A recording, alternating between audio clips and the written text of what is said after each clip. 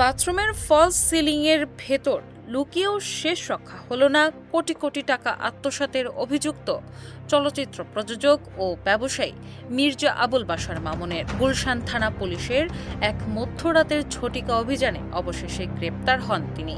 তবে এই গ্রেপ্তারের পর থেকেই বিনোদন পাড়া ও সামাজিক যোগাযোগ মাধ্যমে শুরু হয়েছে নতুন বিতর্ক, যার কেন্দ্রবিন্দুতে জড়িয়ে পড়েছেন জনপ্রিয় চিত্রনায়িকা ইয়ামিন হক ববি। অভিযোগ উঠেছে, রাজধানী সহ দেশের বিভিন্ন এলাকায় চাকরি, ব্যবসায় বিনিয়োগ, গাড়ি ও কোরবানি গরু কেনার নামে সাধারণ মানুষের কোটি কোটি টাকা হাতিয়ে নিয়েছেন মামুন। দীর্ঘদিন পলাতক থাকার পর গত শুক্রবার গভীর রাতে গুলশানের একটি বাসা থেকে তাকে নাটকীয়ভাবে আটক করা হয়।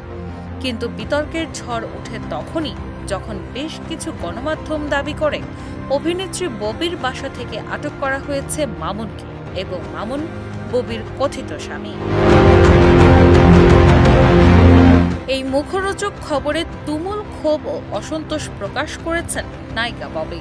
খবরটিকে সম্পূর্ণ মিথ্যা, বানোয়াট ও উদ্দেশ্য প্রণোদিত উল্লেখ করে ববি সামাজিক যোগাযোগ মাধ্যমে পোস্টে লিখেন, ভিউ বাণিজ্য ও আমার সম্মানহানি করতে একটি কুচক্রী মহল এই অপপ্রচার চালাচ্ছে।